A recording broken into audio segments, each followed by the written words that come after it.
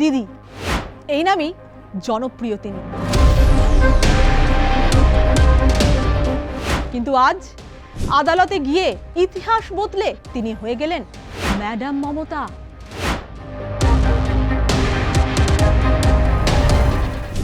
Supreme কোর্টে সবিনয়ের সঙ্গে প্রধান বিচারপতি ও তার সঙ্গী দুই বিচারপতিকে তিনি বললেন, গণতন্ত্রকে বাঁচান। 26শে ভোটের আগে খেলা ঘুরিয়ে দিলেন মুখ্যমন্ত্রী মমতা বন্দ্যোপাধ্যায়। তিনি বুঝিয়ে দিলেন কতটা এগিয়ে তিনি লড়াই করতে পারেন। মুখ্যমন্ত্রীর আসন থেকে জনপথে, জনপথ থেকে আদালতে, এসআর পর্বে মানুষের সমস্যা নিয়ে তিনি সওয়াল করলেন। আর তার প্রতিটি সওয়ালে ছিল মানবিকতার কথা। And also more than 150 people and so many are hospitalized, sir, because of the harassment of the people, because of Bengal is targeted, sir. কি প্রশ্ন করলেন জানেন মুখ্যমন্ত্রী? বলছিলাম না, মুখ্যমন্ত্রী মমতা বন্দ্যোপাধ্যায় প্রতিটি কথায় আছে মানবতার কথা। কি প্রশ্ন করেছেন জানেন? কি সওয়াল করেছেন তিনি? মুখ্যমন্ত্রীর প্রশ্ন এক, আপনারা আধার কার্ড নিতে বলছেন। সুপ্রিম কোর্টকে বলেছেন মমতা বন্দ্যোপাধ্যায়, আপনারা আধার কার্ড নিতে বলেছেন কিন্তু নেওয়া হয়নি, অন্য নথি চাওয়া হচ্ছে।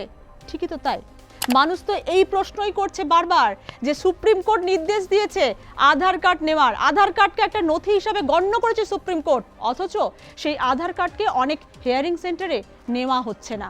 2 নম্বর প্রশ্ন কি করেছেন? প্রশ্ন 2, 100 জনের বেশি মারা গেছেন, ভাবতে পারেন? এই এসআইআর চলাকালীন তিনি বলছেন 100 জনেরও বেশি মানুষ মারা গেছে, কেউ আতঙ্কে মারা গেছেন, কেউ চাপে মারা গেছেন। এই কথাটাই সুপ্রিম কোর্টে তুলে ধরেছেন মুখ্যমন্ত্রী মমতা বন্দ্যোপাধ্যায়। আর তৃতীয় প্রশ্ন তিনি কি করেছেন দেখুন, বাংলাকে টার্গেট করা হচ্ছে, কেন অসমে করা হয়নি? তিনি এই কথাটা বলেছেন যে বাংলাতে ভোট আছে, 26-এর ভোট আছে, আর সেই সময়তেই নাকি বাংলাকে টার্গেট করা হয়েছে। অসমে কেন এই ধরনের নিয়ম, এই ধরনের নির্দেশ দেওয়া হয়নি? সেই প্রশ্নটাও সুপ্রিম কোর্টে করেছেন মুখ্যমন্ত্রী মমতা বন্দ্যোপাধ্যায়। সুপ্রিম কোর্টের সওয়াল জবাব চলেছে নিয়ম মেনে, কিন্তু একজন মুখ্যমন্ত্রী আইনজীবীদের পাশে, একজন মুখ্যমন্ত্রী জনগণের হয়ে আদালতে দরবার করছেন। ইতিহাসে এরকম ভাবে জনগণের হয়ে কোনো মুখ্যমন্ত্রী কি দরবার করেছেন? ইতিহাস কি বলছে?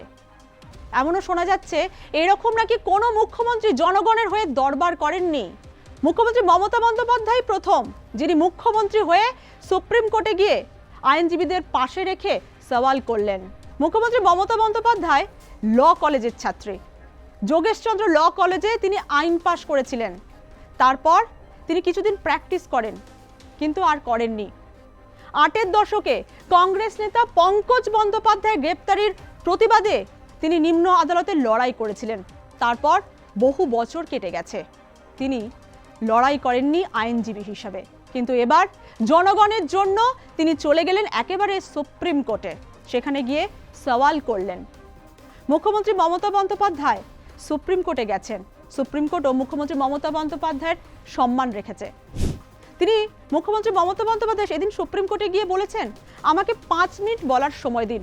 আর সুপ্রিম কোর্টের প্রধান বিচারপতি তার উত্তরে বলেছেন, 5 মিনিট কেন, আপনি 15 মিনিট বলুন। এদিন মুখ্যমন্ত্রী মমতা বন্দ্যোপাধ্যায়ের পরনে ছিল ইঞ্চি পাড়ের সাদা শাড়ি আর গলায় ছিল কালো চাদর, যা দেখে অনেকেই ভেবেছিলেন মুখ্যমন্ত্রী হয়তো আইনজীবী হয়ে লড়াই করবেন না। কিন্তু এদিন তিনি আইনজীবীদের পাশে থেকে লড়াই করলেন, সওয়াল করলেন, প্রধান বিচারপতির কাছে কিছু প্রশ্ন রাখলেন।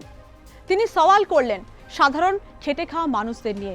এই এসআইআর পর্বে, এই শুনানি পর্বে অনেক সাধারণ মানুষের হেনস্থা হচ্ছে, সেই সমস্ত হেনস্থার কথা, সেই সমস্ত সমস্যার কথা তিনি প্রশ্নের মাধ্যমে তুলে ধরেছেন সুপ্রিম কোর্টে। আরও কি প্রশ্ন করেছেন জানেন তিনি? এসআইআর প্রক্রিয়া কার্যত শুধু নাম কাটার জন্য। তিনি এটা সুপ্রিম কোর্টে বলেছেন যে এসআইআর প্রক্রিয়া নাকি একটি চক্রান্ত, বৈধ ভোটারদেরও নাম কাটা হচ্ছে যাতে ভোট কম পড়ে। এরপর বিয়ের পর মেয়েরা শ্বশুরবাড়ি গেলে নাম বাদ দেওয়া হচ্ছে। অনেকেই প্রশ্ন তুলেছেন যে বিয়ের পর পদবি পরিবর্তন করায় বা কেউ পদবি পরিবর্তন করেননি, তারা নানান সমস্যার মধ্যে পড়ছেন। সেই কথাটাই মুখ্যমন্ত্রী সুপ্রিম কোর্টে তুলে ধরেছেন।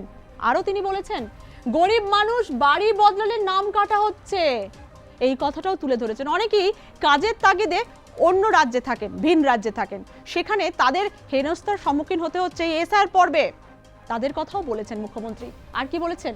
পশ্চিমবঙ্গের মানুষকে ইচ্ছাকৃতভাবে নিশানা করা হচ্ছে।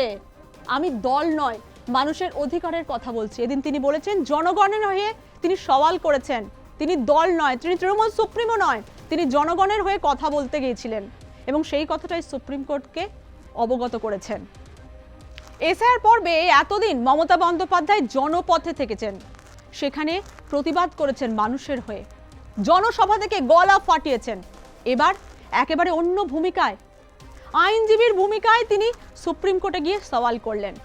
রাজনৈতিক বিশ্লেষকরা কি বলছেন জানেন? অনেকেই বলছেন যে 26-এর ভোটে খেলা ঘুরিয়ে দিলেন মুখ্যমন্ত্রী মমতা বন্দ্যোপাধ্যায়।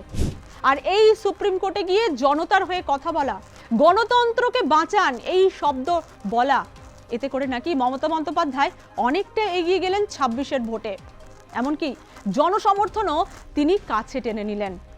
অনেকেই বলছেন কিস্তিমাত দেওয়ার জন্য মুখ্যমন্ত্রীর এই পদক্ষেপ বড় ভূমিকা নেবে।